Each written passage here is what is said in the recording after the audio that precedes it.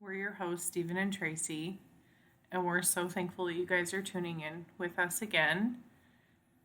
In this episode, we're actually going to be doing part 2 of our testimonies, and Stephen will be giving his testimony in this episode. And we know it's going to be really powerful, and we hope it blesses you guys. This is the first time he's actually sharing his full testimony. There's some of these things people that have known us for a while don't even know. And so that's why we really feel the Lord on that, and it will really be helpful and bear witness to a lot of people, we think. As always, you guys can find us on social media at the Devoted Life Podcast on Instagram and the Devoted Life on Facebook. And if you would like to support this podcast, you can do so via PayPal, our merch store, or our Patreon. And we're also, in the coming weeks, we're going to have other ways you guys could financially support this podcast if you so choose. So be on the lookout for that. And like I said, we really feel like this is going to be a powerful time with Stephen sharing his story. Usually there's differences in how people share their testimony. Some people share from when they were saved, but we're choosing to take it back a bit from really through Stephen's life, because I think it's that story that speaks to how mightily God can move in someone's life and heal them and deliver them from years of trauma. And only God can do that. And of course, he always gets the glory. But I think that story is why it's so powerful. It's powerful anyways, but it's even more powerful because of that. So, yeah, I'll toss it on over to Stephen and he can start. Yeah. Well, the good thing about our testimonies, it's, like Tracy said, is that sometimes it can really resonate with people, It could be something parallel to something that they went through in their life too, and that can just speak to them in that way, because they maybe don't feel that they were alone, that they're the only one that went through those things, and they have somebody they can relate to, or somebody that can relate to them as well. So that's kind of that's why testimonies are so important. Yeah. So this would have been, I think, when I was a young kid, when my parents got divorced. I was around 6 years old, and this would have been in 1978, right around there, late 70s. So it was me, and I was around, like I said, around six or seven, right around there. And then I had a brother that was around 2 years old, and then my sister, which would have been around 9 months when my parents got divorced. Obviously, that's a tough time for kids anyways, going through divorce, at least for me, because I know, like with my brother and sister, they were too young to really remember it, but I have memory of it. I still do have memory of it to this day. Yeah. I think as a kid, sometimes you think, it's something you did because, well, you're a kid, you just don't understand. You don't understand the complexities of adult relationships. And, right. So they got divorced, and obviously that was a tough time for my dad, and some of my memories back in that time are kind of bits and pieces. I don't remember everything about it. Like, I remember them getting divorced and then my mom not being around because my dad had custody of us. That's just the way it worked out. I think my mom did that because knew she couldn't financially support us, and my dad could. Is the reason that it worked out like that. Mm-hmm. But my dad, obviously, it would probably, I'm guessing, maybe a year or two later, met someone else, and they were together for a while before they got married. I'm not sure. Again, it's some of the my memories is kind of cloudy in some of that. So he gets remarried and marries a woman, and I think her biggest struggle was that my dad didn't want any more kids after that. I think that's where a lot of her problems were with me personally, is where a lot of my abuse came from. Is I remembered my mom, my brother and sister really didn't. Because they were too little. They were too little. And she Took it out on Now my stepmother at this time had an issue. Didn't like my mom out of jealousy, probably immaturity and jealousy because she was kind of young too. He had kids with another woman, and right. You hear that a lot. That's actually common. And he was done having kids. He had gotten a vasectomy, and he was like, 3 kids is enough for me. Yeah. She was young, had no kids. Yeah. I think she wanted kids. My dad didn't want any more. And I think that created problems. So she basically took out whatever it was she had, like whether it was jealousy, frustration, resentment, I don't know, whatever. She took that out on I think she hated it that I remembered my mom because what she did with my sister is because she convinced my sister as she was getting older. She couldn't brainwash you. Like, I'm your mom now. Right. And she did that. My brother, which was the middle child, he kind of, it's typical they hear that about middle child, they kind of get ignored. Yeah. And that was kind of the case with her. She kind of just ignored him. He was just kind of there. Mm-hmm. There was instances here and there where she was a little harsh with him at times, but he just kind of got ignored. My sister, she had her convinced that she was her mom. Wow. And because, my sister was not even a year old when my parents split up, so she didn't remember my mom. Right. And I don't know how that all got rectified. I think my sister would have to speak on that. I think she had told me at one point how she, when she finally actually realized that that's not my mom. Right. So she did those kinds of things, and I think her issue with me is, like you said, I remembered my mom, and she didn't like that because she couldn't do that with me. Right. And that stemmed from her wanting kids and my dad not wanting kids. Right. So that was kind of a rough part of my life as a child, and that lasted till about around 10 years old, I think, 10 or 11. Mm-hmm. I wasn't a teenager yet, I know that. So it was about a 5-year period. So, right around there, 11 or just before I was 12, but probably 11. Anyways, so. And the abuse progressively got worse. Oh, yeah. And got it did. More violent. It got. And it's crazy. You think when you have kids, and I'll give a few examples because I want people to understand the severity of it. I look at my own kids and that, like when I had kids, little kids, and we'll get to this point too, but I just kind of want to go ahead a little bit and then we'll come back. You look at your children, and especially if you've come out of abuse, you look at just such a little child, and look at the age that I was when that happened to me, and I look at like our grandkids, how small they are. It's like, how would you do that? How defenseless they are. They are. But how could you do that to a kid? Do the things that she did to me, A certain kind of person. Right. Obviously, she had issues. Right. She must have had abuse. Maybe. She must have had traumas in her life to cause her. Because we as believers, spirit-filled believers, know what that is. That's the devil operating in someone's life through demons. Absolutely. Like no person out of your flesh, I think, is capable of that. I think you have to have some sort of demon operating in your life to do that. That's cruel, and it's evil. Yeah. So, look, after you have to assess that after you're saved and you have to forgive, but then you look at it through a different lens. You look at it through the lens of Jesus. Right. And it's hard, but you can do it. Yeah. And you do look at it differently. You're like, well, they were hurting too. Something must have happened to her. Hurt people hurt others. Yes. But I just happen to take the brunt of that. Yeah. So there's a few specific instances that there was a time when I think you know about this, that we were at the beach, and we were at a lake there, the local lake there, and I think I was on an inner tube or something, and I went out a little too far, obviously, and I had fallen off the tube, and the water really wasn't overhead, but when you're young, you're a little kid, and you fall out, and the water's really deep, even though it's not over here, you kind of panic. I almost drowned.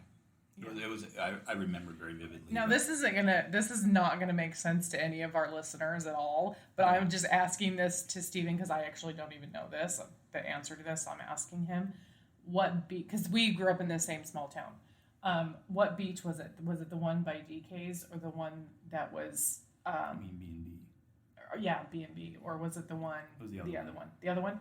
You know what's crazy? The dock. You know what's crazy? That's the same beach that I almost drowned at. Dude, weird. that's weird. But anyway, so Yeah. that is kind of a weird thing, but same beat, same town. And I same- went out too far. I fell asleep yeah. on the thing. Well, that and I wasn't went what out too happened to far. me, Yeah, but anyway, so I fell off, or I don't know if I fell off or got off, but the water wasn't quite over my head, but I think I panicked because I was young. And I just Well, and there was a it drop. scared me. Well, and there was a drop off there that Right. it went really deep. Like it was like fine, like you could walk out a long ways, and then it just dropped Had off. to drop off. Yeah. So yeah, I fell off, and I mean, it scared me. I don't really remember everything, but I almost drowned at that point. Or, I mean, obviously I didn't, but but in that case, in most kids, the first thing you're gonna do is you're gonna console and make sure they're okay. But that's not what happened here. Her response to that was to abuse me over that. Like I got in a lot of trouble for doing that, for that happening. I don't know if maybe it inconvenienced her. I don't know what it was, or maybe she was upset that she wasn't watching us. Oh yeah. And took that out on me. Yeah. So I actually got beat for that. Yeah. For actually almost drowning, which is a weird thing to think about. You got beat for almost drowning. Yeah. Yeah, I did. That already is coloring your self-worth, and that Right. no one cares, and there's no sense of protection or love, or you just, your life is pretty devoid of that. And because your dad works so much, right? Or my dad worked a lot, and that's right, just it. And I want to say that my dad worked all the time, so he wasn't aware of all this stuff. And I never told my dad this stuff because as a kid you're afraid to tell anyone, and I was very withdrawn. Yes. At that point, just because of the divorce and everything, and then immediately the abuse starts happening, and I just kind of withdrew, and that one, that wasn't the only time. There was another time, and we'll get to that, but there was lots of instances of bloody noses, getting backhanded for some of the things that you should never even hit a child for. Yeah. I understand disciplining kids, but this was to guide them and teach them, and this wasn't that. This wasn't discipline. This was violence. Yeah. Now I don't remember if this is right. So if it's not, you can just say, "Oh no, that didn't happen." Did you say that there were also instances with punishment where she would lock you in the closet in the dark? I don't.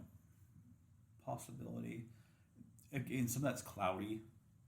Maybe I blocked some of that out. Maybe, but for like really ridiculous lengths of time. Yeah.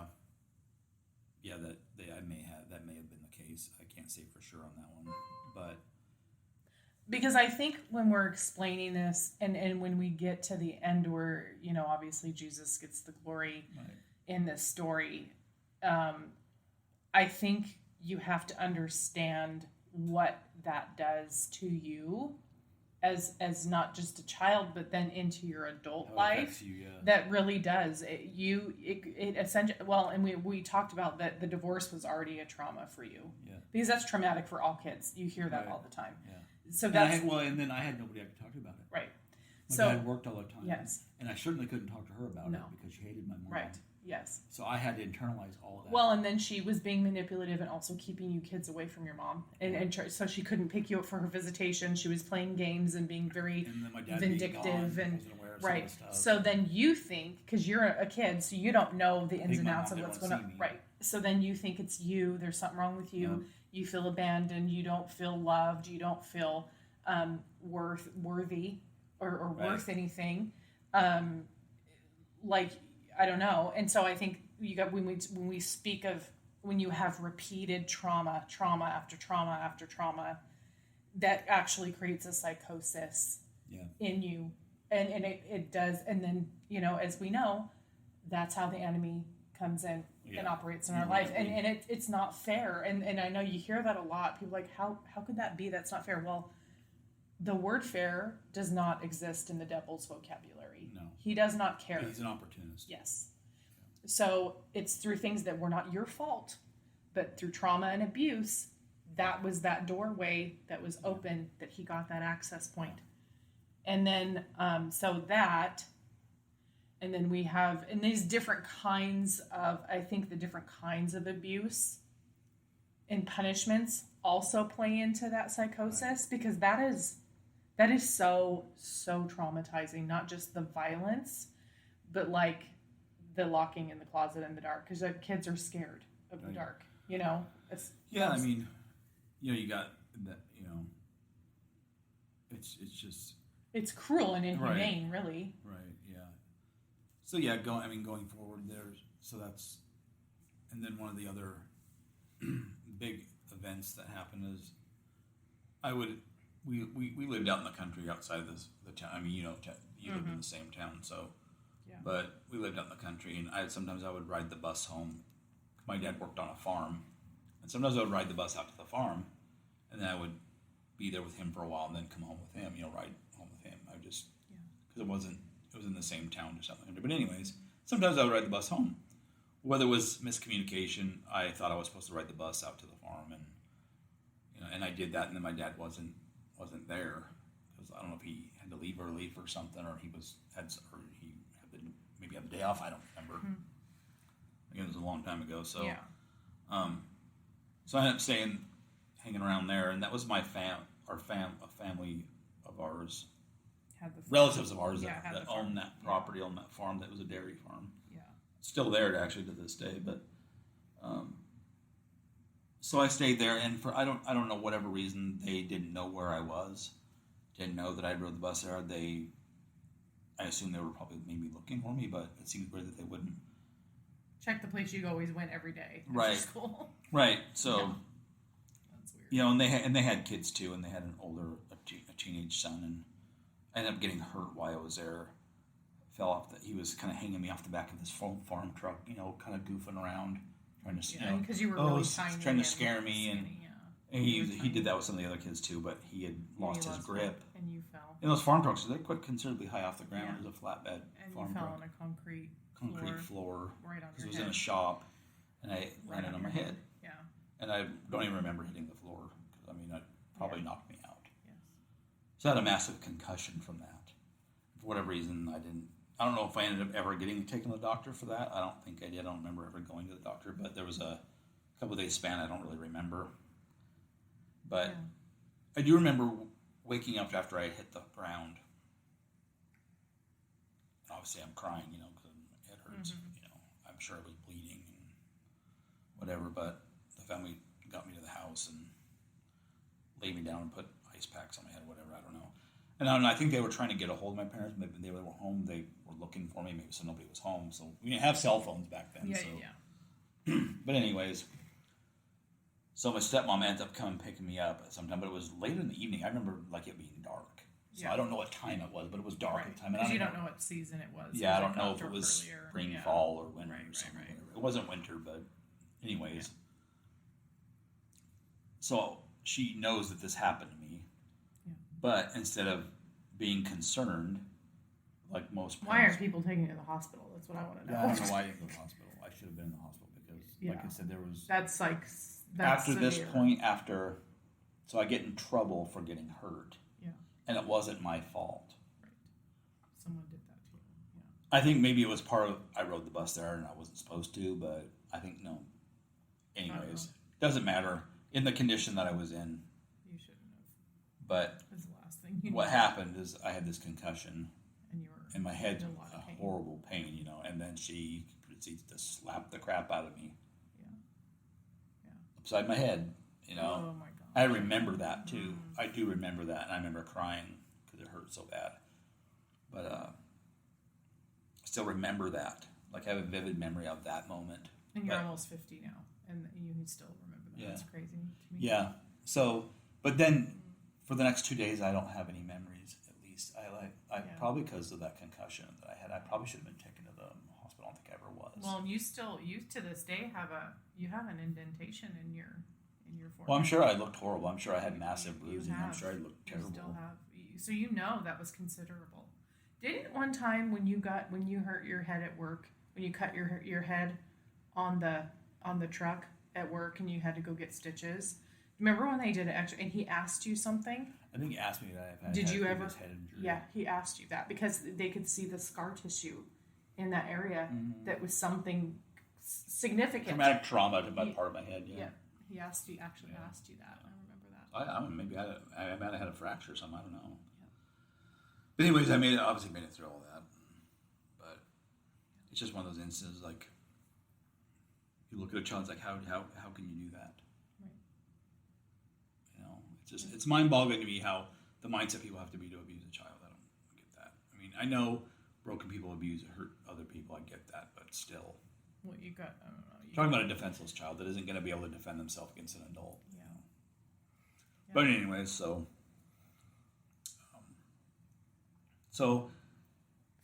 let's fast forward a little bit to when you're about like 10, 11. Getting close to the end of their marriage.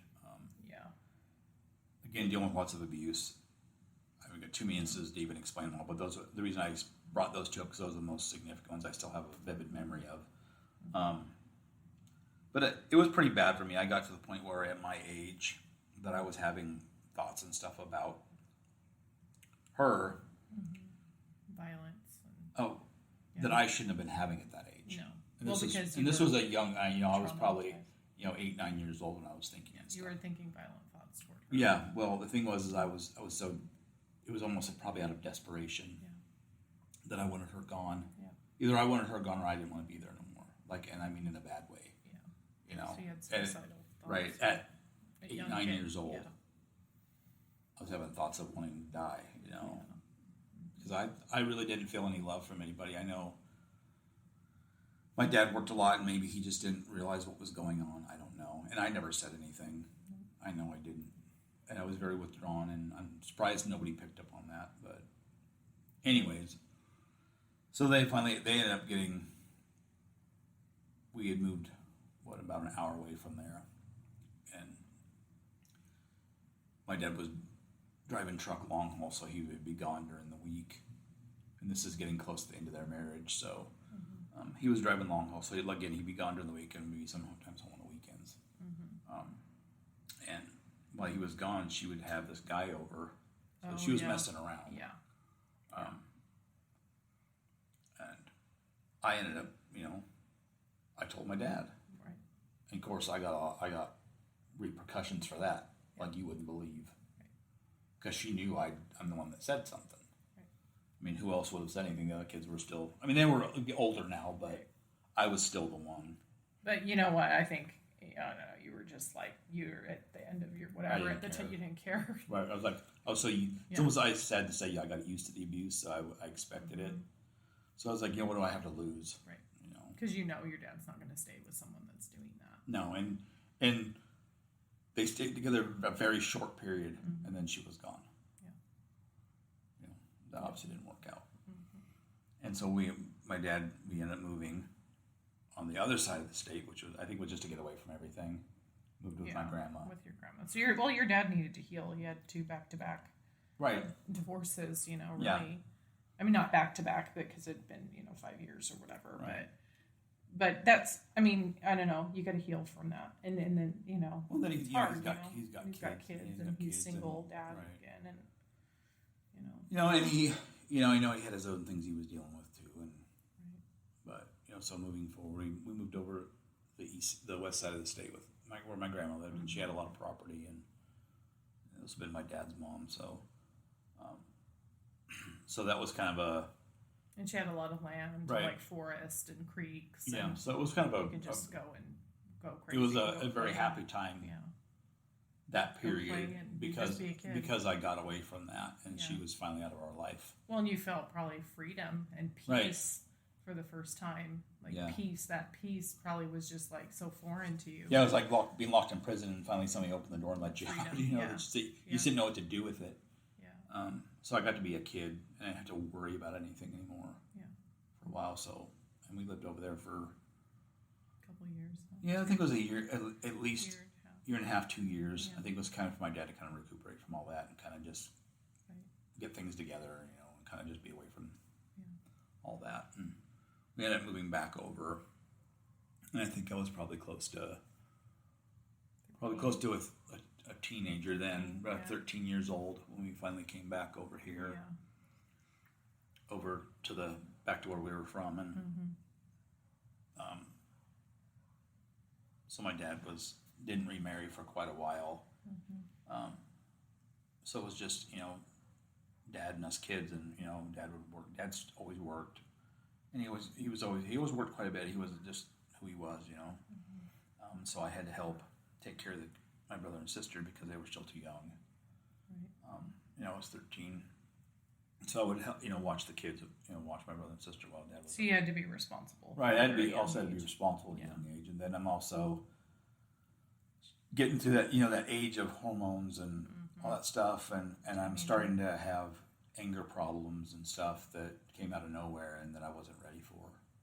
Well, So I kind of suppressed it for a while because of that freedom. Well, that I don't think at the time you knew that it was from your no, trauma and abuse that you endured. Well, that time with my grandma's house, I didn't have any of that because it was a release for you. It was kind of a release. I didn't have to worry about anything. I didn't have any responsibility. I just got to be a kid, Yeah.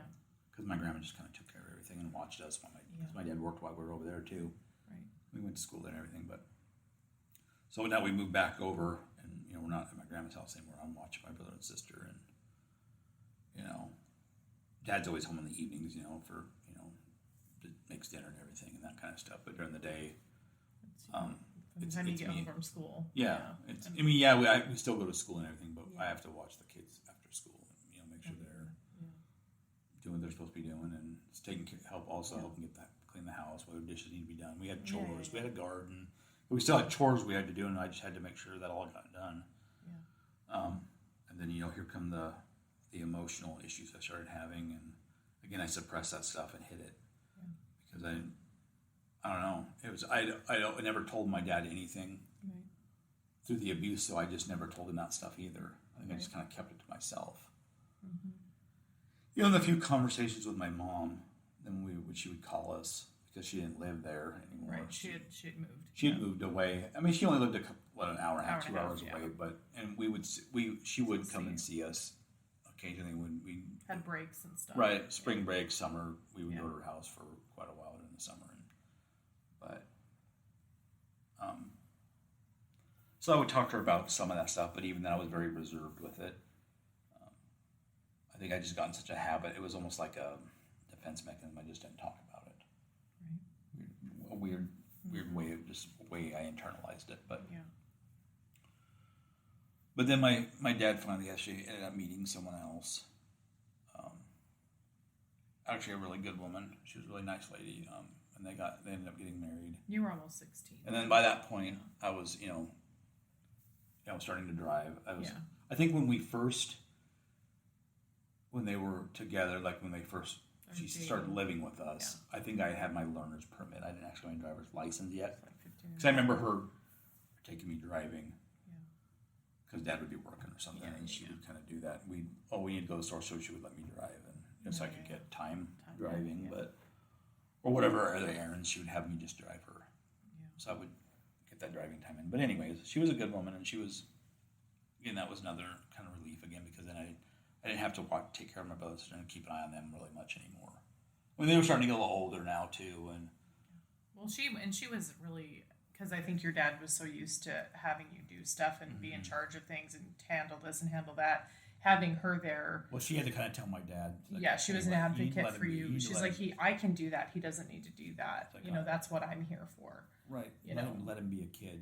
Give him a break. So she was really an advocate for you to be able to have a, be a teenager. I mean, she's not with us anymore. She passed a few years ago. So. Yeah.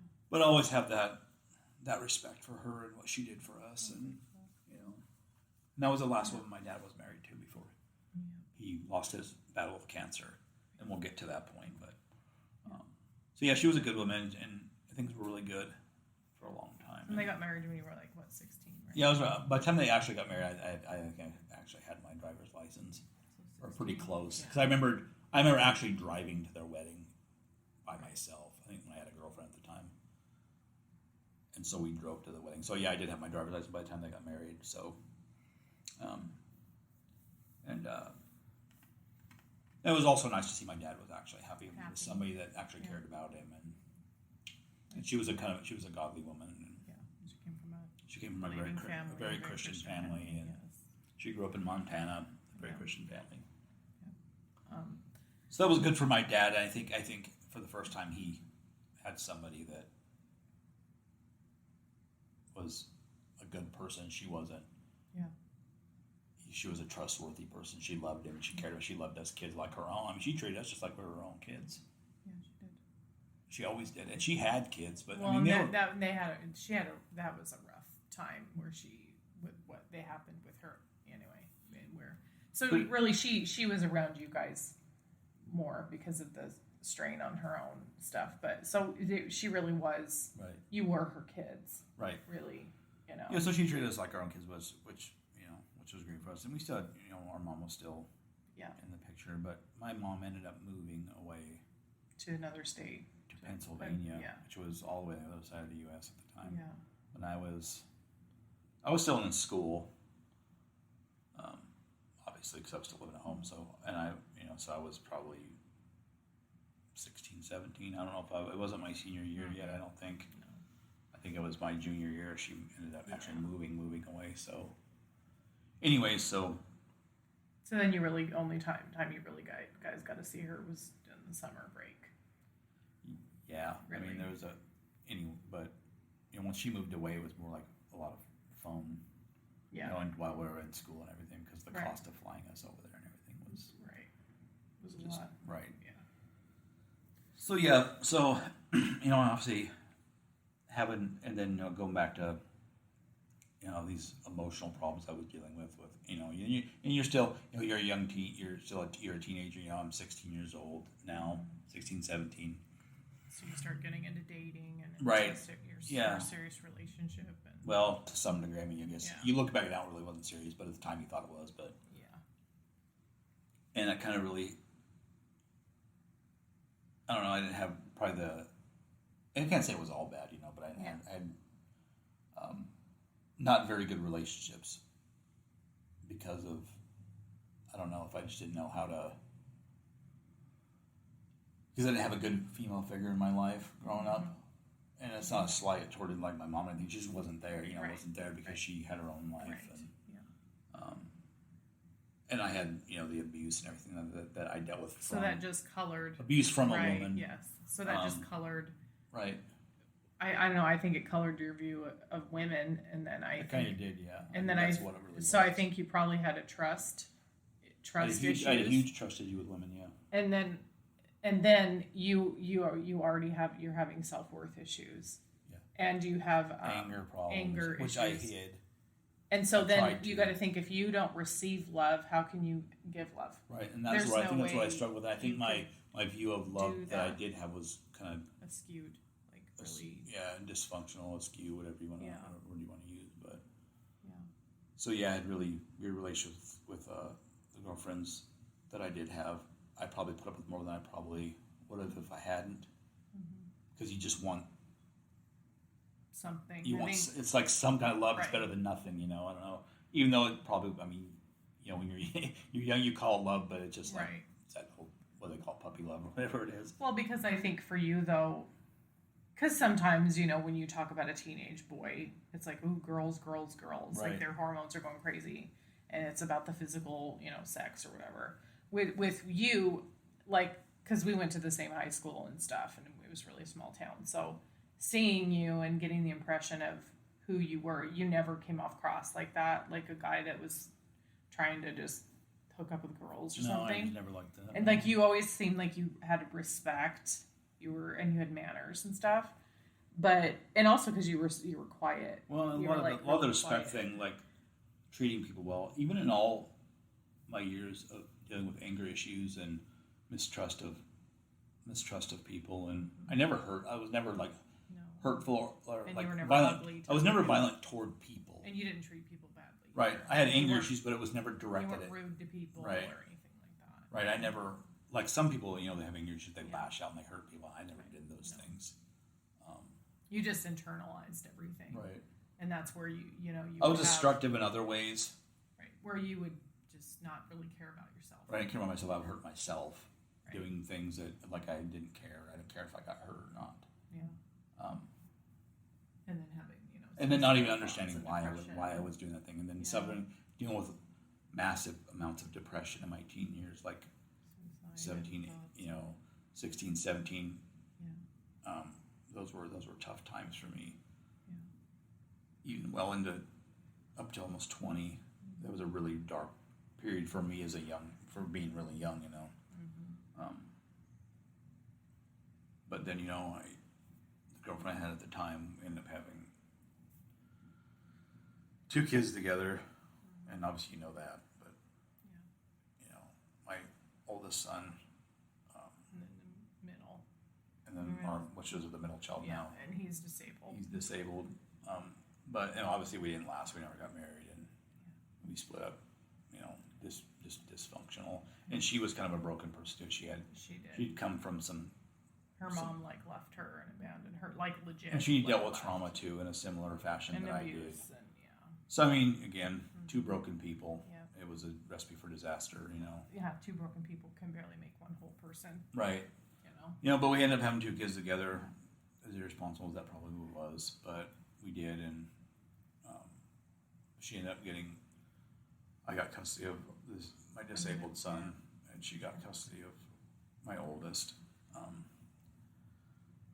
So. And then you ended up getting married years later. Right. Yeah. So I ended up ended up marrying someone. Yeah. It was about probably a couple of years later. Yeah. I'm thinking it was probably at least a couple of years. And then you had your youngest son. Then I had a kid with her, and we were only married, I think 3 years. 3 years, yeah. And that didn't last because of infidelity on her part. Yeah. Which yeah. was not helpful for me because I already had this massive mistrust of people. And I think that's a lot of my problem is I had a really hard time trusting anyone. Well, and you had, I think Especially women. Majority, yes, the majority Even of though they didn't have to necessarily do Yeah. anything, but I had just like this immediate mistrust of women to begin with. And the majority of your examples of women We're are not good ones. Right. So that already, you have a weird view of women. I think you have a very skewed, twisted, tainted version of women and what women that there are good women out there. Right. Well, both which you saw in your Right. dad, in your dad's last wife. Right. And yeah, then she was. and you got to see. I just had more bad in examples than your good mom. ones. I think that kind of outweighed that. Right. So, but the damage was already done at that point. Well, yeah, you already got that trauma, and stuff, and the wounds are already there. Yeah. The damage is there with what you're having to try to navigate through. Right. And I think there's something to be said is when we're navigating through that without faith and without God in your life. When you're just literally out there by yourself and no one's telling. Now, you did go to church growing up through your grandma. Right. I did go to church as a young kid. I'm talking young. It would have been after my dad left the wife that was abusing. It was after, I think, when we first moved back. We went and lived with my grandma for a while, and then we moved back. And then we stayed with my great-grandma. Oh, yeah. Who had lived in the same town. Church. So we stayed with her, and she was a godly woman. Yeah. And she was in her 80s at the time. Yeah. That would have been my great-grandmother. Beautiful woman, too. Very strict, loved kids, though. She was very protective of us. To the point of She cracked the stories about your great grandma crack me up because you got to think that she's this old woman, this 80-some-year-old woman, and she is such a firecracker with how fiercely protective at that age, she was of you great grandkids. Because she witnessed her hit you one time. She slipped up and she hit you in front of grandma. Yeah, one time. Great grandma one time. We were visiting because we didn't live there at the time, and we were visiting my great grandma. Mm-hmm. And my stepmom, which the one that was abusing me, I think I brought homework with me to do while we were on vacation because I had homework I had to do or something, and I hadn't done it yet. And she hit me with that book, hit me over the head with it, and my grandma lost it. Yeah. She basically told her if she ever did that again that she was gonna. And I don't even want to use the language she used because she was going to do something with that book if she ever saw her lay a hand on me again. Yeah. And she wasn't having it. So and I kind of you're back in my head, I got this big smile. It was like finally somebody told her what she needed to hear. Well, you feel someone's protecting you. Yeah. Someone's sticking up for you. Anyway, so you fast, did have glimpses. Right. So fast forwarding back to when we moved in with my great grandma just for a little while because we didn't have our own place then, so we had just moved back into town, and we didn't live there too long. I think we lived there maybe 4 or 5 months or something. And then dad found a place there, so that was good. And then obviously you were in church, right? So that's the time I was actually in church as a kid, and so the example I had in church was, I know we're going back here a little bit, but back to around when I was preteen, 12 years old. I grew up, went to an Assembly of God. It was a local church there, a very small town. Obviously, everybody knew everybody. Yeah. It's one of those churches that if somebody wasn't in church, everybody, the whole town knew about it. You didn't go to church that Sunday. Yeah. Where they at? Yeah. Oh, so guess who wasn't at church today? Yep. And they're talking about it right. too, because they have that spirit of religion. Yeah, and they're talking about they're it. Gossiping, and they're talking about stuff. Well, the whole town knows you didn't go to church that Sunday. Yeah, and they know all your business too. Right, as a big farming community. And so anything you did, everybody knew about it. But it was very much although there was some good people there, obviously, because it's not fair to paint everybody that has a spirit of religion. But there was some very spirit of religion type stuff that went on there. The gossiping and you hear the little old ladies in the corner, their little cliquey groups talking about the pastor's wife and look what she wore today, and that kind of stuff. And can you believe that? Yeah, right. Geez. So that's kind of stuff I grew up around, and very judgy type Christians, and so it just wasn't a lot of good examples. There were some good people, obviously. Not everybody was like that, but there was a lot of bad examples. And the majority it's just one of those things I had, and even in that, I had a lot more bad examples than I had good ones. Right. Like you're going to hell. And that colored my opinion. If you don't do this, you're going to go to hell. And you get tattoos, you're going to hell. Right. Yeah. But all that stuff. No one ever told you about the love of Jesus. Right. Yeah, I never heard about that stuff. They just told you you're going to hell if you did this or looked like that. Right. Yeah. So I saw a lot of judgment from people, and that's... And that colored, your idea of that too. Right. So, fast forwarding back to when, I have kids and have been married and then get divorced, of course. So then it was weird because church wasn't, and God wasn't on my mind even in all that. But what I didn't realize is that my son, our son's disabled, God gave him to me. And that was something, at the time, you don't really, I didn't think about it, and I didn't see it that way, but I can look back now and say, God saved my life with him.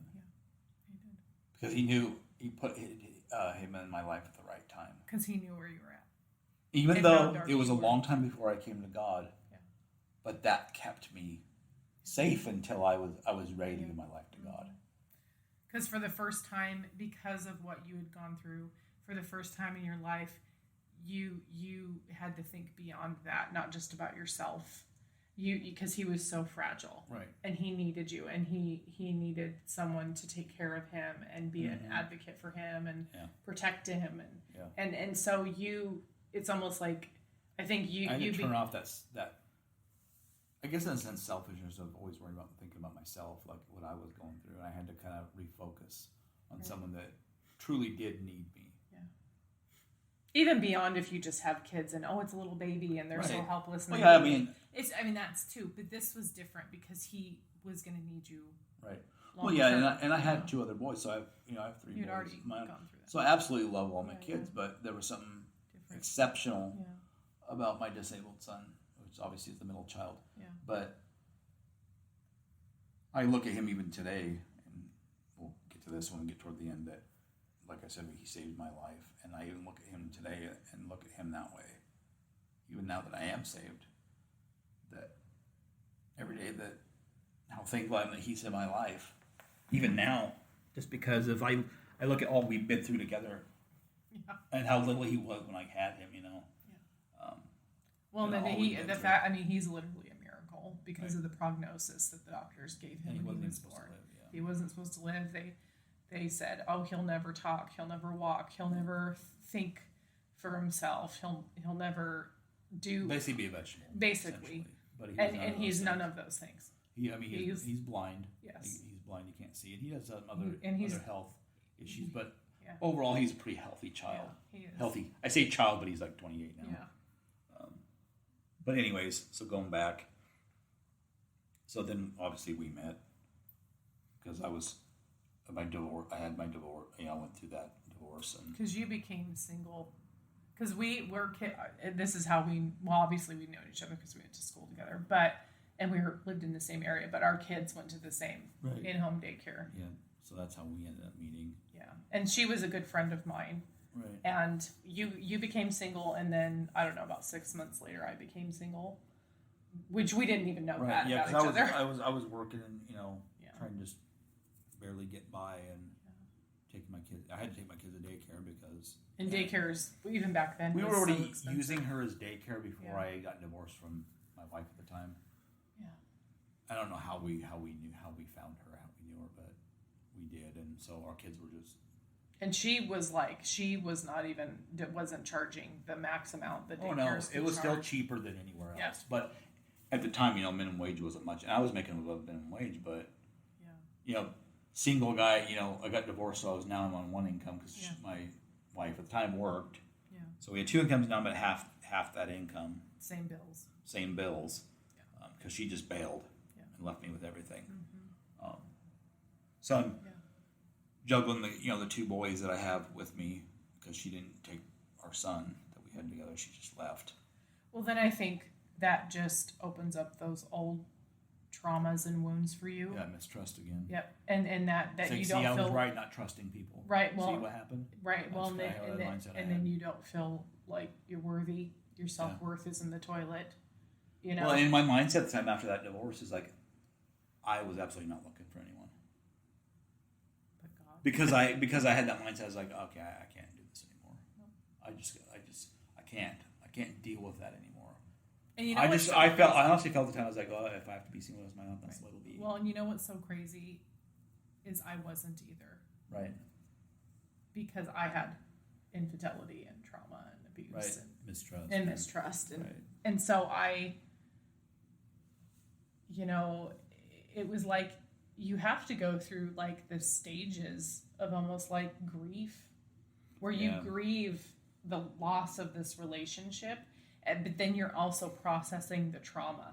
Yeah. It's weird. It is, I have to say, there's probably one of the most bizarre things to navigate because, again, when you're doing this without Christ in your life, you literally are grieving and literally feeling like your heart is ripped out of your chest. Yeah. But on the other hand, because you don't have Christ helping guide you, you literally hate that person so much. Right.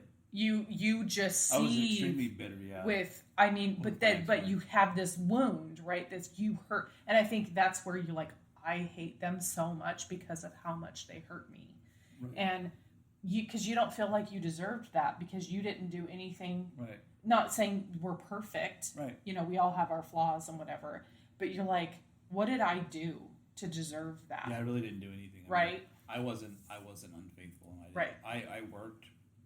I worked my job, came home and took my kids, and we had property. I took care of we had a garden. I water the yard, mow the yard, do the things that I needed to do. So I was busy. It wasn't like I was up running around. Weird, and even in all that, all the trauma and stuff I went through, I never got into drugs. I never was a drinker. I just never did that stuff. It never appealed to me. And I think the alcohol thing was probably because I grew up around some of the family. Some of our family were alcoholics, and I saw that, and it's like I didn't want anything to do with it. Mm-hmm. Like I didn't either. I didn't. Yeah. I got into drinking later in my life, but so we met. Yeah, because we were like at like about 6 months between you became single and then I became single, right?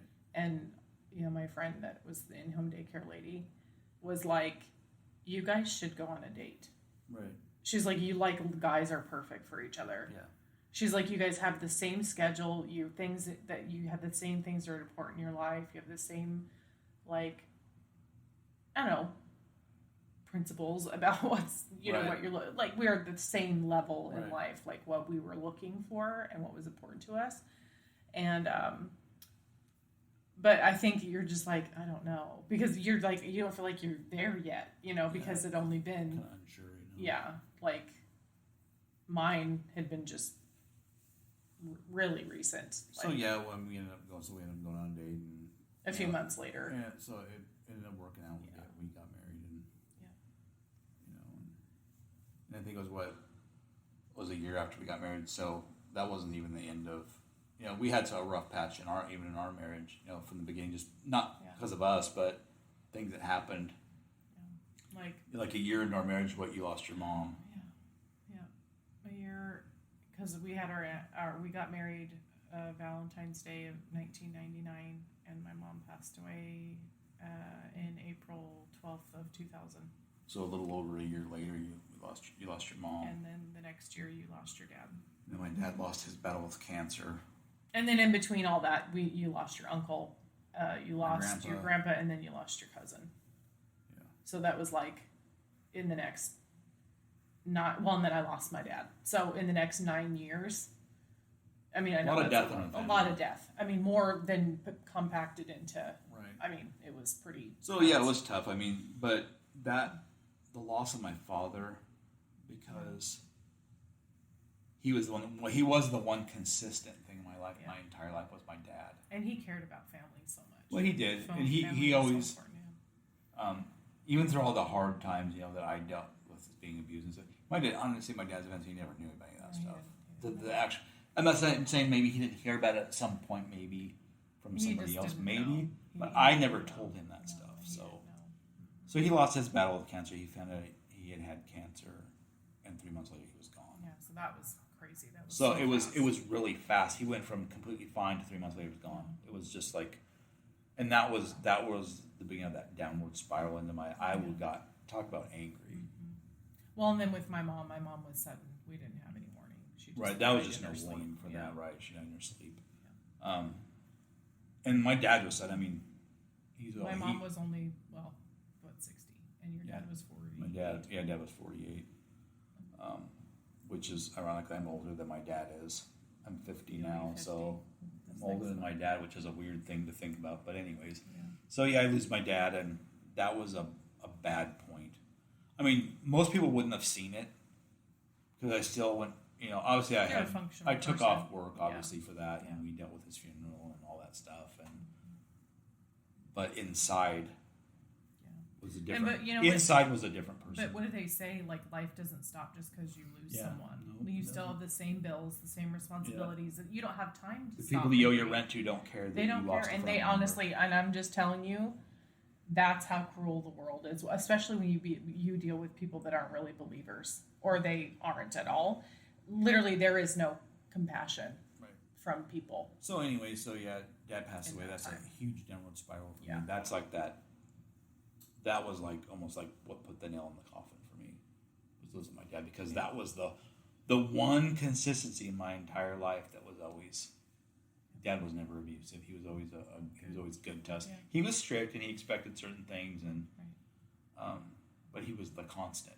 Yes. And now I'm angry because I think God took him from me. Yeah, because we don't understand about free will and man and our decisions. And so that was my mindset. Yeah, it's like, how could you do that to me? After all, after all I've been through. Same thing with me. My life's getting good, and then I lose my dad. Yeah, same thing with my mom. So you deal with that. I internalized a lot of that stuff. I had to work. We had a family to take care of, and we still forged on. And over time, it was rough, and over time, and we had our struggles too, but we made it through all that, and. Obviously, I still internalized a lot of that anger and never dealt with it. You would definitely see it occasionally through me being impatient. And I think that was, even though we know that there were other times in our life where we experienced, as kids, the abuse and traumas and repeated traumas in our life, it was so that was already in there. Right, that had colored some of our decision making and how we were dysfunctional people and unhealthy and broken already. But then we come and you feel like you're getting fixed, or a little more mended, right? When we get married, and but we still have issues. We're still broken, right? And then the deaths come back Right, to back. yeah, And it's so early on in our marriage. You're like, that is so the devil. Oh yeah. Even though he didn't, but it's just because we have free will and it's our actions that cause consequence to our health or whatever. Right. And what we decide to do or not do or whatever. But it's interesting, but you're like, wow, he was just on a mission to keep it. Just keep that. I look at it. The devil was trying to take me out a long time ago. Yeah, me too. Throughout my whole life, and he never succeeded. And he failed because where we're at now. But so again, Dad passed away. Yeah. That was when my life got really dark. Yeah. And I'm not saying physically. You look at me physically, you wouldn't have known any different. No, because you were so functional. You still went to work and it's kind of like you hear like functional alcoholics. They go to work. Oh, they're alcoholics, but they never miss work. And right. You just don't know. It's hidden. I was still functional, but I hid it. Yeah. Mentally, I was. Because I know for me personally, this is true for you. I never I never stepped foot in a church again after my mom died until I got saved. Yeah, I didn't either. I was like, I'm good. I was extremely angry, and that was the dark point, and where I really got worse for me as far as talking about. I couldn't have been further from God than at that point. Yeah, I remember just yelling at God, and for a long period of time, it was like many, many, many years of darkness. Yep. Now, again, on the outside, if somebody just looked on the outside, you wouldn't have known it. No. Because there was really no... they got together, they got a sweet little family, But, and I'm saying we weren't, but inside I was about as broken as you could be. Yeah. I was as far from God as anybody probably could be at that point. Yeah. And I got into some really dark stuff, The music I listened to very blasphemous, very satanic, very anti-Christian, and I know it was anger that fueled that. Oh yeah, because it's almost like you could relate to it in a weird way. Yeah, it was weird. I was so rebellious at that point. Out of anger. It was anger. I was mad. Yeah, and then you really got into dabbling in like Satanism and Luciferianism, and you got a lot of books on that were very Antichrist. Well, I look at it now I was like, talk about cringe. You look about it is cringe. That stiff. You look at it, you're like, man, that's cringeworthy. It's like so cringy. And I was in, I was going like I was in a very gothic phase. Right. Then, so I was kind of dabbling in that too. We were kind of in that same. Yeah, and then I think we kind of got out of that because you said you started seeing some hypocrisies in there. Yeah, now fast forward to when we're, what? I don't know, 20. I don't even know. 15 years later. Yeah.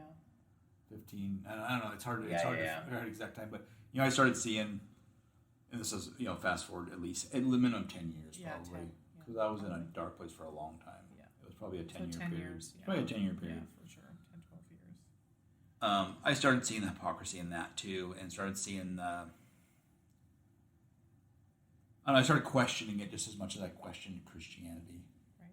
And then how I questioned the reality of if God was real, and I started doing the same thing with the other side. Well, and you were asking some very valid points and pointing out some things that just didn't line up, and you're like, well, how can you say that God doesn't exist if you believe in Satan, and just how dumb that is? Anybody that knows me, I guess you can just ask my wife. I'm a very logical person when it comes to stuff. Like my mind's very analytical, and I'm very logical, and I'll look at some. I was like, okay, this don't make sense. Right. It's like you say you believe in Satan, or you say you worship Satan, or you do this, or these people that I met online, obviously through the early days of social media and MySpace and all that. If anybody remembers what that was. Yeah. And I would ask those questions like, okay, well, if you believe in Satan and all this, you have to believe in God. Right. And then they would give the craziest roundabout. It was like the random, weirdest answers to it. It's like that didn't even make sense. And then I would go. It was like loony. But then I would go look at I think I actually went and looked at the Bible. I was like, well, his origins are from the Holy Bible. I mean, from that. Satan's not mentioned anywhere else. No other literature. Right. Mentions him. And so I would go back and I'd question. I was like, no, you're wrong. Yeah. And so I started questioning that. And of course, then I got out of that stuff because you're like, this is stupid. This is dumb. Yeah. I said, because this is just as fake as Christian. I thought Well, and you know what Christianity was really interesting? I said, you guys just hate. Well, hate, it's like you hate just for the sake of hating. Well, and then but then you also started noticing there's a common theme to people that were involved with that. Yeah, I started a lot of their stories were I saw a lot of parallels with who they were with how I was. Yeah. They were broken people. Yeah. All came from trauma of some source. Or religion was used to manipulate them. I knew this one woman, this girl. Yeah, her and her husband were involved. Right, and I kind of formed some of a relationship with them. I talked to them regularly. more than anybody else. Yeah, and they were nice people. Yeah, it wasn't that they weren't nice, but her mother. Because I was always curious, like, okay, how did you get to this? Right. Like, why are you? How did you get to where we're at, where I'm at right now? Like, I was always interested in people, where they came from. Yeah. And so she told me about it, and she said her mom would use the Bible and Scripture to manipulate her, to tell her she didn't, like, threaten her with the Bible, essentially. Yeah. Threaten her with Scripture. To weaponize the Bible. Right. Instead of show her the love of Jesus. So that's witchcraft. Yeah, it is. Oh, yeah. Using the Bible as a weapon to manipulate your kids is not, that's not biblical anyways. No. And so, yeah. So she was essentially hurt in the same way. I mean, from somebody that misused Christianity, didn't show her the love of God, instead of used it as a weapon. And so that's why she came out. And I think she had been abused too, sexually abused as a young girl. And I think that it's because you feel powerless. Right. And you just want to have power. So that was a common denominator amongst those people, was some sort of trauma or abuse. It's true. Yeah, it was. It's really sad because... It's so sad. Yeah. And I think that's kind of where not every church, but I think the modern church has fallen short in helping people like that, because we look at them as like, oh, Satan is devil worshippers, and we judge them and point fingers, but... We have to be ready to receive those people. My point is, those are still God's creation. They are. He created them just like He did you. Right. That's that's a human life. Right. And He loves them just as much as He loves you. Right. They're broken, and they weren't born. Where they're at in their life at that point, weren't born. You just have to look. They were created. They weren't born like that. Right.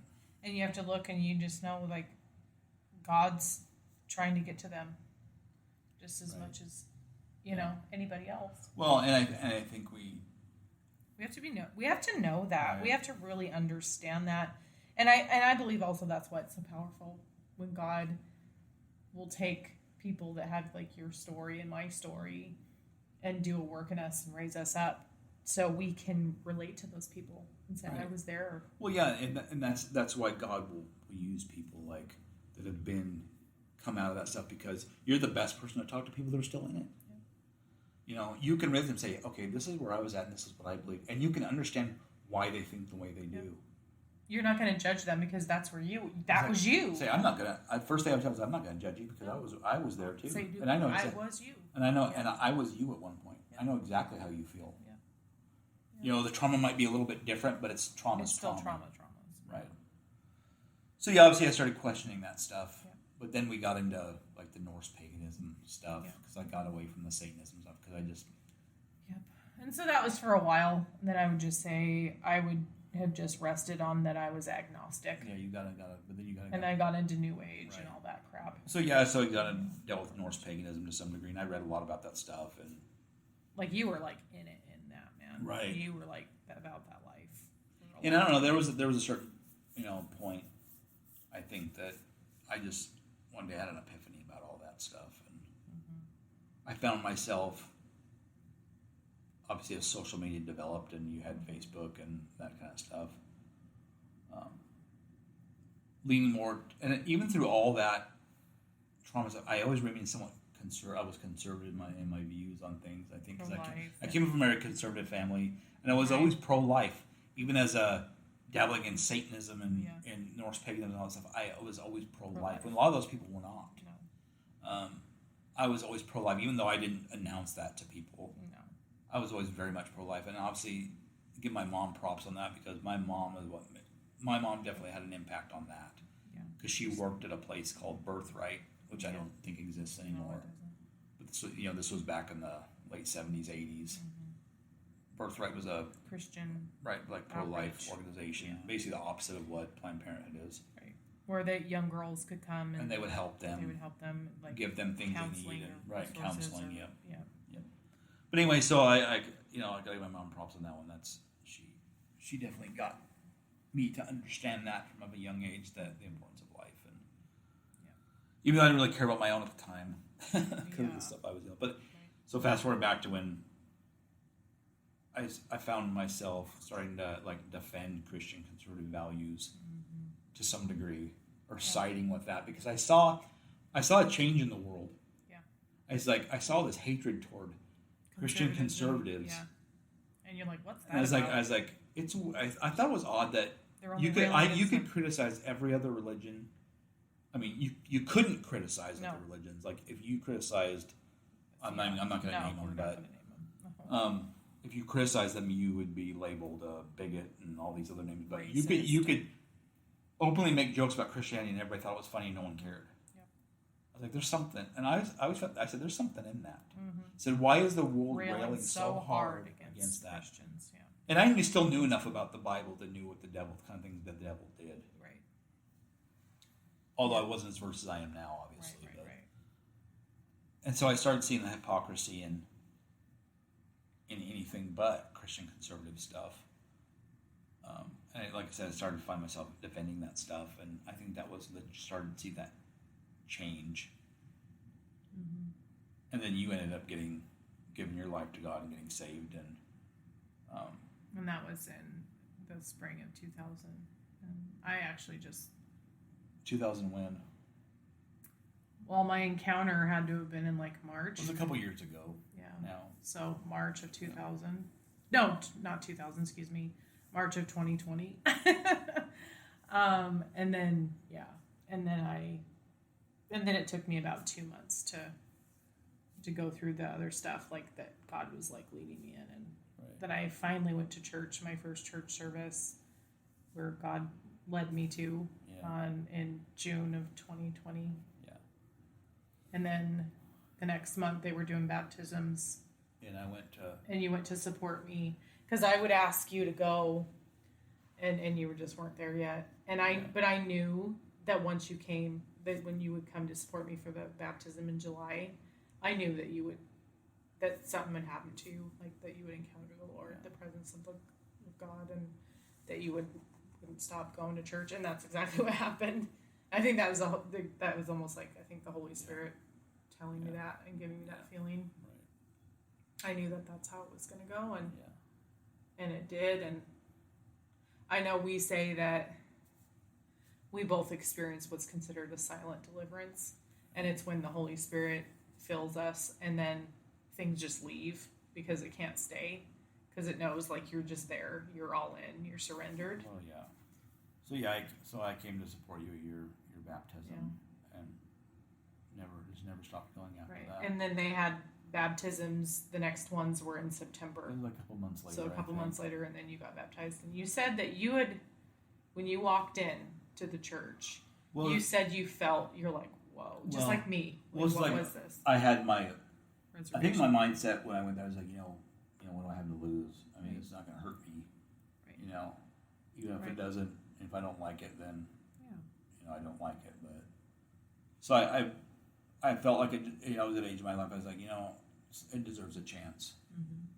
Because I looked at all the other stuff, and I was like, I just saw I saw through the deception in it, and how and what it actually was, and I truly believe that was probably God. God took me through that stuff and let me see those things for a reason, so I could actually see it for what it was. Right. Well, and I think He also is going to have you use that to reach people too, to say, "Hey, I was in that. I know what that's about." Right. Yep.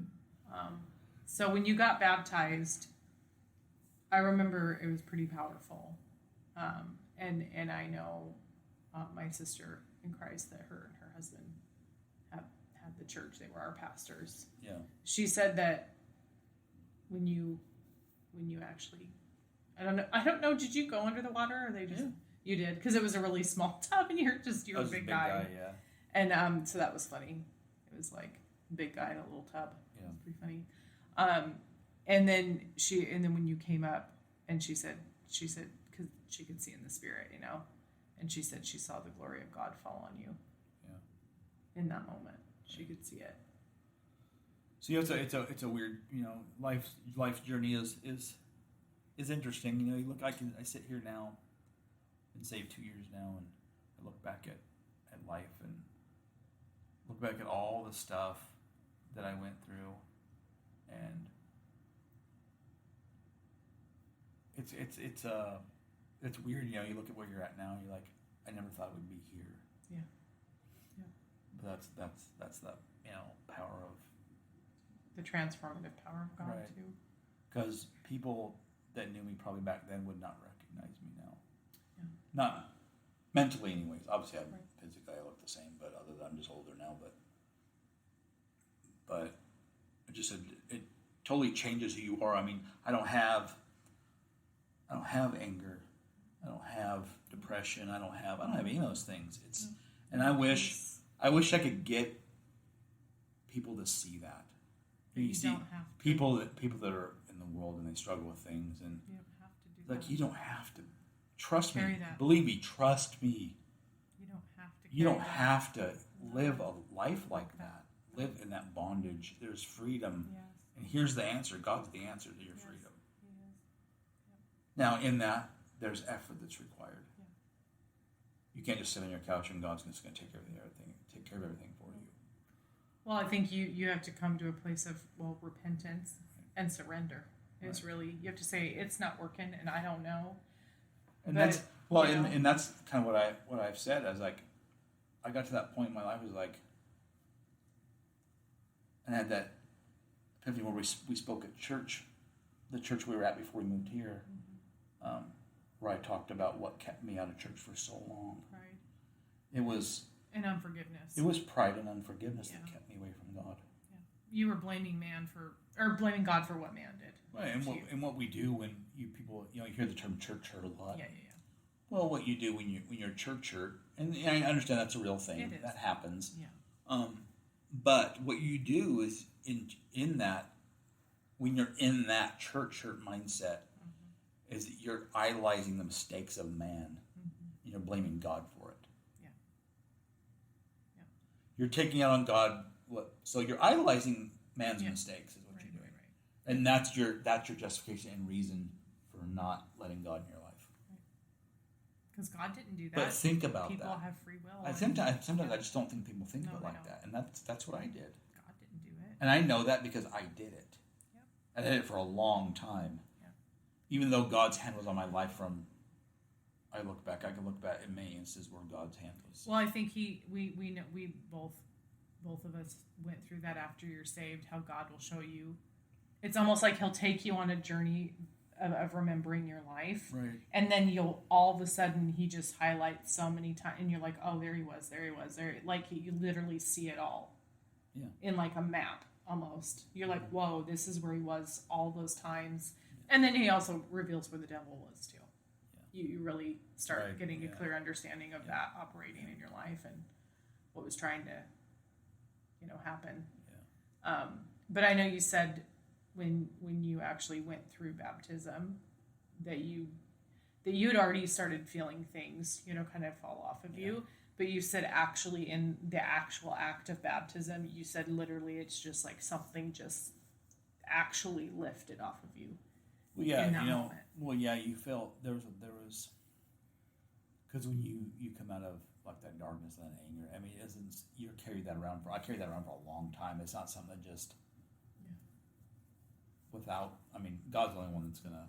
Well, because I think when you're finally fully surrendered and you're giving your life to Christ, right? Well, what happened is, I just felt like a weight was gone. Yeah.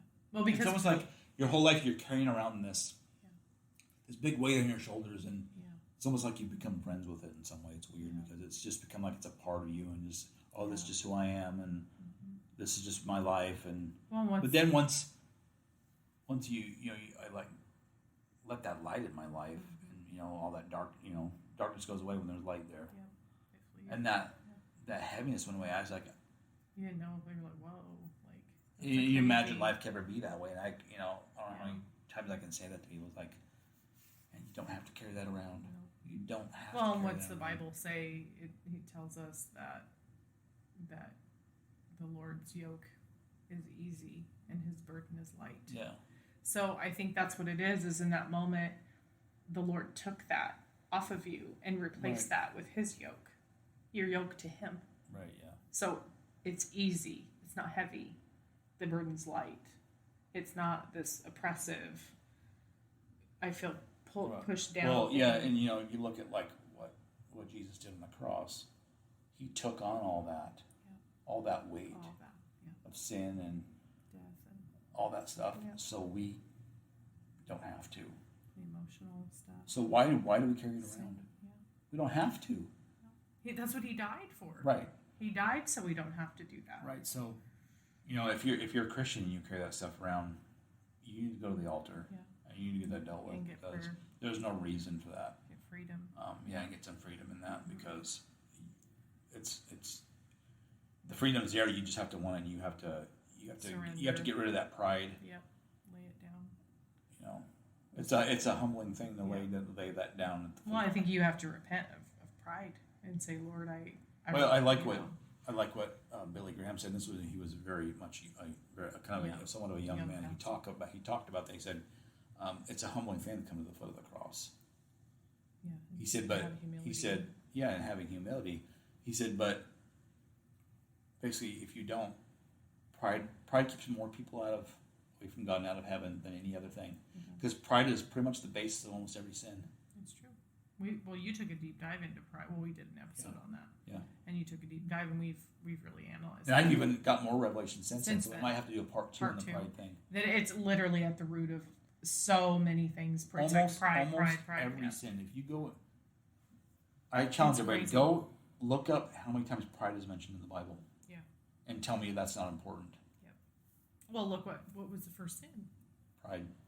Before Adam and Eve, before the earth was anything. Yeah, that's what cast the first Lucifer sin out of heaven. Pride. Was Yeah. pride. Yep. So you got to think that's how serious it is. That's how serious pride is. Right. And the point is that that's what kept me. Yeah. 48 years in bondage. Yeah. Because of trauma and things that had happened to me, and I had carried that around and finally got freedom. And you know how we say that God has a perfect plan and his timing is perfect. Yeah. And even though we don't understand it at the time, but you do see glimpses of you're like, oh, okay, that makes sense now. So tell people what the significance is of what age you were when you got saved and then when your dad passed away. And going back to before my dad had passed, he had talked to me and my brother and my sister, and when he was still coherent enough to talk, and asked us to give our lives to God. And so we didn't think, I don't know how my brother and sister felt about it, but speaking from my own standpoint, I don't really think I don't think I put too much thought into it, because I was still, I think even at that point I didn't think we were going to lose Dad at that point. I didn't think I had that in my head that Dad was going to pass away. So he asked us that, and it was really important to him too, because he had done that at the last few months of and I don't think even in my dad's life, I don't think he didn't believe in God. He just didn't. It was just he believed in God, but that was about where it ended, I think. Yeah. But at the end of his life, he did give his life to God, and I'm thankful for that. And so at the time, he had asked us to do the same, and again, I didn't think too much of it. And then, of course, we lost him, and then that was definitely on the back burner after that, because I got wrapped up in the anger. Yeah. But that was always there. So fast forward, I turned 48. So my dad died at 48. He gave his life to Christ at 48. Well, you got saved. He died in September, and you got saved in September about the same time. Yeah. He passed away. You got saved. And I turned that many. And years I was later. 48 that same year. Yeah. So we were both the same. We got saved at the same age. Yeah. Even though he had passed, but so we both got saved at 48. Yeah. So that's And every time we tell people that, they're like, "Wow, like that's significant." I mean, it took me. Yeah. He died when I was in my late 20s. 20 years almost before I did what my dad asked me to do. Yeah. Yep. I did it. And so it's cool though. You think that it was even in September, and it was almost it was even like, the same month. Yeah. Yeah, and around the same time that it would have been the anniversary of your dad. I love how God does that. I love how God takes something, a tragedy, and he brings now I have good memories of that. Yes. Even though my dad's not here. Yeah. He brings some. Right. He redeems that. Yeah. You know. Now I have something good to remember about. Like he took the darkness out of it. Yeah, he does. And it has. He shines light on right. And now it has a meaning because it is significant. Yeah. He did that for a reason. It was supposed to be around that date. It was supposed to be when you were the same age, because he wanted to almost like replace that. He replaced the hurt with. With joy.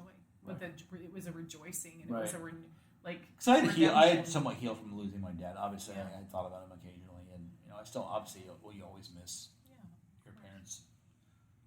But I had, I was at a better place in my life as far as his death. Yeah. But that right there, having that as a memory now, it replaced any bad that little bit that was left. And that was meant. So now when the anniversary comes around, Dad being gone or his it's birthday, also the anniversary. I think, but I'm happy. Right. You're sad they're not here to some degree. I mean, you always miss them again. You always miss those people, but I have a different outlook on it now. Well, you know what I actually think, and I don't know if this is true for you, and I know we'll wrap up here, but that once you're saved and you start having a deeper understanding about things functioning in your life, and with how the enemy comes in through things that are not sometimes our fault or our choice, and how that's just operating, right? It's trying. Well, what's the devil do? He comes to steal, kill, and destroy. So that's what he's doing. The whole time he's trying to steal, kill, and destroy all areas of your life for you, because he doesn't want you to get to where God is calling you and what he has for you, because his purpose for your life, he still has it. It's still a truth, right? And what I got to actually do, the kind of, I guess you would say, when it shifts your perspective and you see things through the eyes of Jesus, is I actually look at my parents differently than I did before I was saved. Right. I actually look at them not as through the eyes of their daughter, but as through the eyes of Jesus's daughter.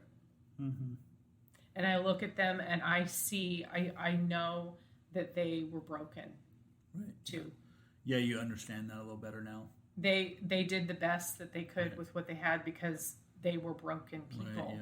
And that the biggest thing that I just wish, that they could be here, so either I could help them, or they could see this in me. And I don't know. That's sometimes I think about that. I'm like, oh wow, that would be that you could actually repay your parents in that way and help them, because God did something in you. You could help heal them, and we're not the healer, but you know what I mean. Yeah. Through God working through us. But obviously we know God has, his plan is the way it is for a reason, and we also know that we have to go through those things, because if we didn't, then absolutely, I mean, it's all part of the story, right? It's part of the testimony. It's part of what is going to glorify God, to the largest degree. Is through all of the darkness, all of the pain, and what he healed and delivered you from. It's more impactful, I think. Yeah, absolutely. And then more people can relate, because there's a lot of variables in things that had happened that you're like, even if someone didn't have all those things happen to them, a lot of people could relate to abuse. A lot of people could relate to loss. A lot, you know what I mean? Well, the thing about, once you're saved, and at least, and I'm speaking for myself, I don't really have a worry in the world anymore. I really don't. I mean, yeah, there's daily stuff. So like, oh, I got to do this, I got to do that, but it's not like I don't have any of that stuff that I carried around before. You know, being a. We don't have worry and anxiety and like these like the troubles, the day-to-day troubles, or even the world's troubles are not our troubles. No. Now, do we still have to navigate this world? Yes, but it's different when you have the Lord in your life and He is your guide and your anchor. And then obviously, you know, when we're in constant communion with Him and we're seeking Him daily and we are having a relationship with Him and Holy Spirit's able to flow in our life and through what we do. And, you know, we're constantly seeking Him, I think is the key. Then He helps you. He's our help. I mean, Holy Spirit is our helper on the earth. He's our counselor. He's, you know, he checks so many boxes of what He does for us. Right. He's our leader, our teacher, our, you know, he's a gift from God for us. Like he's the only, apart from Him, we can do nothing. He's the only reason we're able to do this walk, because we cannot do it on our own strength at all. There's no way you could endure it or sustain or do that. He gives us, it's beyond our ability, really. Yeah. And I just think that knowing that and really, really understanding that, just, I don't know, you get that peace of mind. Well, they said that peace that surpasses all understanding. And then it helps you, gives you some clarity, too, about what you're going through, what you're walking through, you know? You know, our faith journey is never about certainty, but we have clarity through. Well, even in that, you know, if you're a believer now and you struggle with things, I definitely highly recommend that you go read, it's a very short verse, but it's Romans 8:31. And I'll read that quite a bit. It's like when you feel like you're, you know, whether it's spiritual warfare of any kind or you're struggling with something, and basically what it says, and this isn't the whole verse, it's part of it, but it says, if God is for us, who can be against us? Right. To really root yourself in that identity. Root yourself in that idea that no one can be against you because God is for you. None of that stuff, none of that worldly stuff matters. Well, because He's already won. It does not. He already matter. has the victory. Yeah. So you're on the winning side already. God is for you. No one can be against you. Right. We know this end of the story. Right. He gets the victory. He wins. He overcomes. Yeah. And He still sits on the throne. Well, and I think that we need to come from a victory mindset. And not a victim.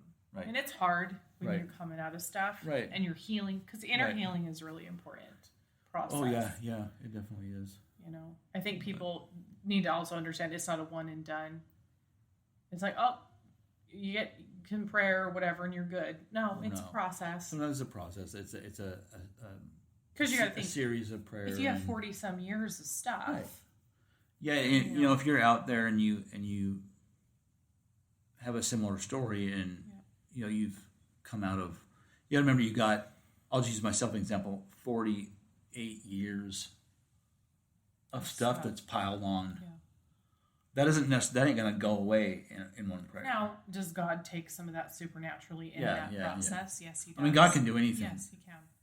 But more often than not, it's a process that we have to navigate through. Well, and it requires a little bit of effort on our part too. Yes. It's not, you can't just sit there with your hands folded. Well, you can't be passive about it. You have to be active, active in what you're doing, active in pursuing God, active in being in the your Word. Own healing. Yeah. Yes, active doing these things Pursuing that God are daily that are recipes for your healing, which is the Word, prayer. Yeah, and we can get it. We can get into that more in another episode.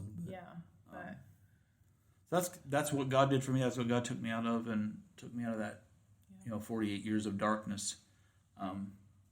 It's mind blowing to look back at that and look at all that I went through and where I'm at now.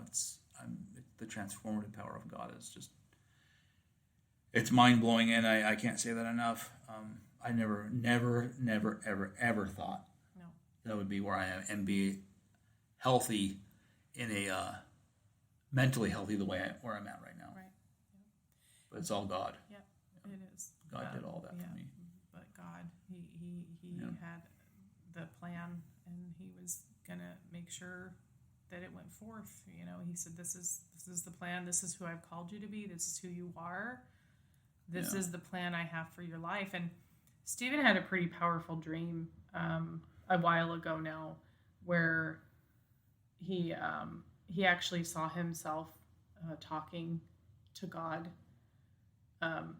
Like he was observing himself talking to God and asking God, why did I have to go through all these things? Yeah. Why did I go through all these hard things in my life, and why did I have to endure all that?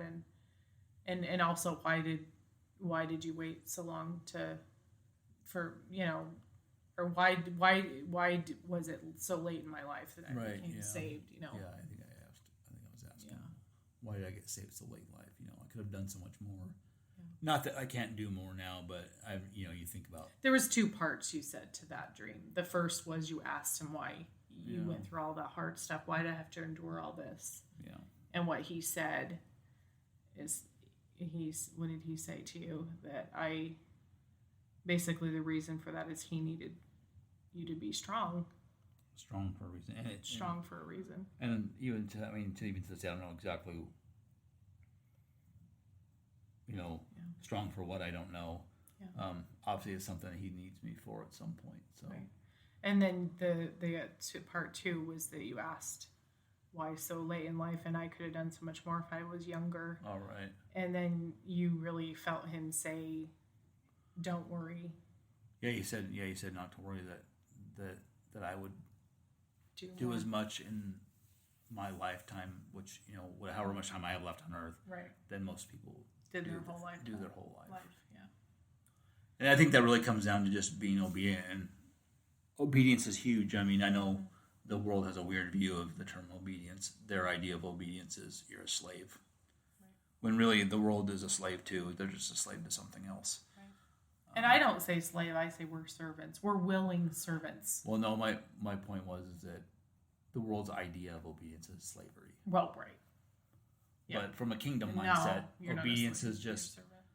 You're honored right, to serve the king. You're honoring the Father through your obedience. Yeah, because what he do for us. Right. You give him your life because he gave us his. And considering what he done for me, that's a small price to pay to just... Follow him, yeah. Anyways. But well, we hope this blessed you guys, and we thank you again for those of you that continually tune in and support this podcast. And as always, please let us know how we can be praying for you, because we will love to do that. So you can either email us at thedevotedlifepodcast@gmail.com, or you can reach out via, comment or message on any of our social media, and just let us know how we can do that for you. And we would be so happy to do that. But we don't really know we're coming in that next episode, so I guess it'll be a surprise. We'll pray about it. We'll pray into it, and then it'll just be a surprise what our next topic is. So we'll post something midweek about it. If we get something before then, we'll kind of let everybody know what it'll be about. Yeah, what to tune in. So, but we love you guys, and we thank you, and have a blessed week, and we will see you in our next one. Bye.